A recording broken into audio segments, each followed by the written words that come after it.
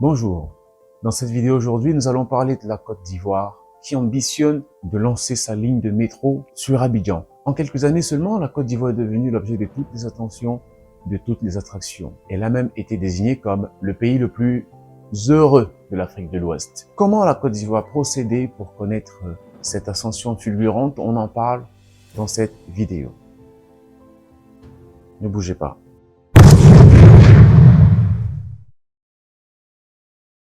Alors avant de continuer, merci de partager cette vidéo, abonnez-vous à la chaîne si c'est la première fois que vous passez par ici.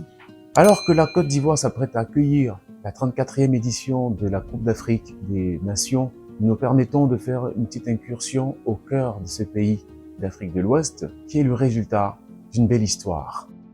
Son histoire riche et complexe est un tissage de royaumes anciens, de lutte pour l'indépendance et d'espoir. La Côte d'Ivoire, ce sont ses stations balnéaires, ses forêts tropicales. La Côte d'Ivoire, c'est Abidjan, sur la côte atlantique. La Côte d'Ivoire, ce sont ses sites modernes et ses villes rayonnantes.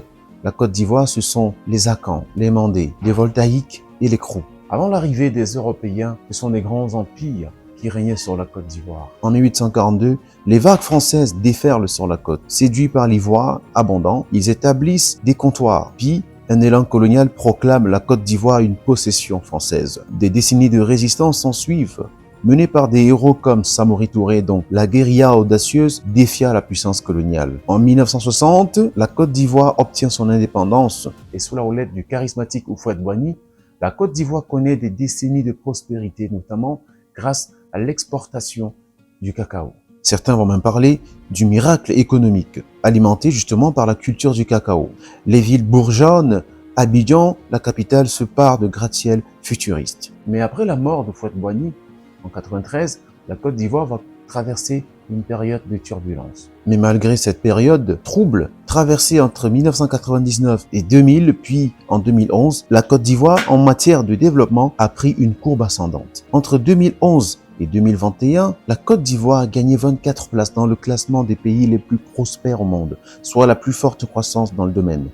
Dans le classement 2021, en Afrique subsaharienne, elle est 15e et occupe la 3e place de la zone francophone derrière le Sénégal et le Bénin. C'est en tout cas ce que révèle l'édition 2021 de Prosperity Index, publiée chaque année par le think tank britannique Legatum Institute. L'étude évalue la prospérité de 167 pays à travers le monde en comparant leurs performances dans 3 domaines que sont l'inclusivité des sociétés, l'ouverture des économies et l'autonomisation des peuples. Les performances dans ces 3 domaines se basent sur 12 piliers essentiels que sont la sûreté et la sécurité, les libertés individuelles, la gouvernance, le capital social, le climat de l'investissement, les conditions d'entreprise, les infrastructures et l'accès au marché, la qualité économique, les conditions de vie, la santé, l'éducation et enfin l'environnement naturel. Ces 12 piliers reposent à leur tour sur 67 éléments d'évaluation distincts. À l'analyse, entre 2011 et 2021, plus que tout autre pays au monde, la Côte d'Ivoire a le plus progressé dans ces éléments. D'après le rapport, il a enregistré des améliorations majeures dans tous les piliers, à l'exception de la liberté individuelle et l'environnement naturel. Les progrès les plus importants ont été observés dans le domaine de la qualité économique où le pays a progressé de 54 places depuis 2011, les exportations de produits manufacturés de haute technologie ayant plus que doublé par rapport aux exportations totales. Au total, le pays est passé de la 144e place mondiale des pays les plus prospères au monde en 2011 à la 120e place en 2021. Et c'est dans la continuité logique de cette ascension que la Côte d'Ivoire a lancé son projet de métro qui va desservir Abidjan, la capitale. Le projet de métro ivoirien est un projet de construction d'un réseau de métro dans la ville d'Abidjan, la capitale de la Côte d'Ivoire. Le projet est divisé en 2 phases. La phase 1, qui consiste en la construction d'une ligne de 37,4 km reliant à Niama, une banlieue du nord, à Port-Bouet au sud, et la phase 2 qui consiste en la construction de 2 autres lignes. La phase 1 du projet est actuellement en cours de construction et devrait être achevée en 2028. Le coût total du projet est estimé à un peu plus de 2 milliards d'euros. Le métro d'Abidjan sera le 4e métro à voir le jour en Afrique et le premier système de métro automatisé d'Afrique. Il constituera le plus grand projet d'infrastructure du pays de ces 5 dernières années. Les progrès réalisés ces dernières années par la Côte d'Ivoire prouve que c'est possible. D'ailleurs, ce n'est pas la première fois qu'un pays africain surprend par son projet, par ses réformes, par sa volonté politique. Ça s'est vu au Rwanda, ça s'est vu au Botswana, à l'île Maurice, dans pas mal de pays. Cependant, à côté, il y a beaucoup de pays qui sont sur le reculoir, préférant trouver des prétextes pour justifier le statu quo ou une certaine inertie. D'autres pays encore font face au mur de la malgouvernance, de la corruption, du clientélisme, du détournement des deniers publics, du tribalisme et beaucoup d'autres facteurs qui freinent son évolution. À chaque fois, le diagnostic est mal posé.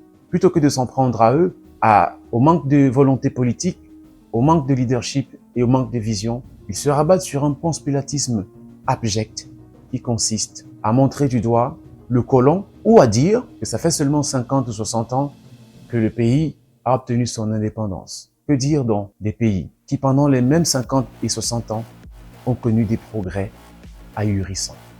Beaucoup de gouvernants africains ont fait la colonisation leur éternelle excuse. Pourtant, à côté, on voit des pays qui n'ont pas eu besoin de 150 ans, pas de 2 siècles, pour initier des changements encourageants. Il y a beaucoup d'exemples autour de nous, mais l'exemple de Dubaï est l'un des plus marquants, étant donné que Dubaï était un désert, qui aujourd'hui est une attraction mondiale. 14 millions de touristes chaque année. Le développement, donc, c'est pas une question de temps. Il y a des gens à qui on donnera 2 siècles. Ils ne se développeront jamais tant qu'ils n'auront pas une meilleure vision de leur propre pays.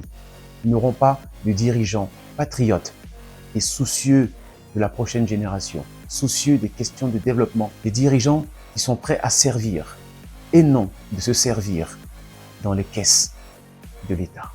Bravo à la Côte d'Ivoire qui accueille la 34e édition de la Coupe d'Afrique des Nations, malgré les inégalités qui arrivent souvent dans toutes les sociétés qui sont fondées sur le capitalisme. Les inégalités, évidemment, sur lesquelles la Côte d'Ivoire gagnerait à travailler pour les réduire. Cette émission arrive à son terme. Merci de l'avoir regardée. Ici, on met en lumière cette autre Afrique qui veut se développer. On dénonce pour changer, pour faire avancer. On dénonce pas pour dénoncer. On dénonce pour faire avancer, pour bousculer les mentalités, les certitudes, si elles peuvent déboucher sur un nouveau jour. Merci encore une fois de nous avoir regardés et à très bientôt.